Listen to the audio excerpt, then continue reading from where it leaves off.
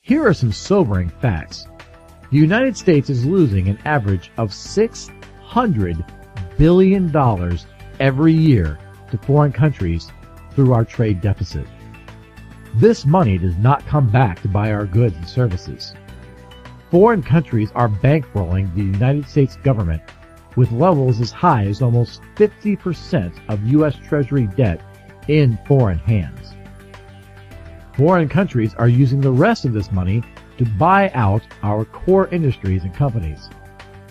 Many American industries are now controlled by non-U.S. companies.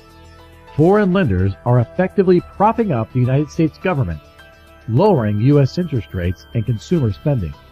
If foreign countries were to stop extending this easy credit to the United States, the price of imported goods would go up, and the government would have to raise interest rates in order to attract lenders from U.S. Treasury debt. Americans naively assume faith in the perpetuity of the United States' status as a superpower.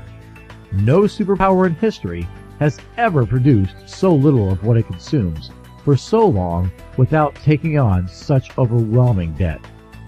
But why is this a risk? At some point, as U.S. debt continues to skyrocket, foreign creditors may demand something more than printed paper as securities for this credit. As they are presently using much of these dollars to buy our assets, there will be less and less of the U.S. to offer as security. The United States' rate of indebtedness and asset loss are climbing much faster than the rate we are replacing them with new industries and new assets. Americans assume that at some point we will be able to rebuild our industries at a whim. This takes time, money, and know-how, three luxuries that a country at war with massive debts may not have. So why has nothing been done? This has been going on for more than 40 years, and each new administration does nothing.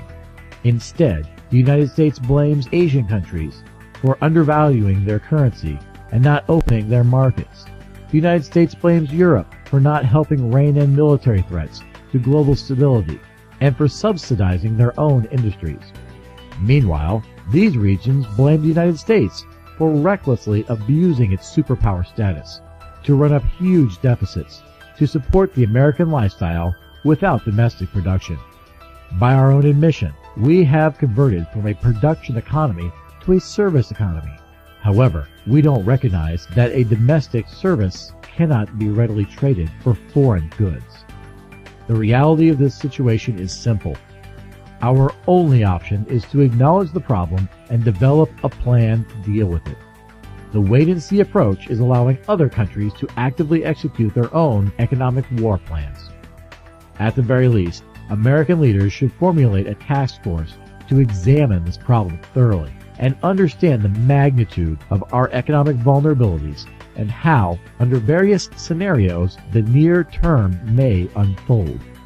To do otherwise is no less than a disgrace to past generations who sacrificed for our present position and a dereliction of duty with respect to future generations that must live with the liabilities this generation establishes.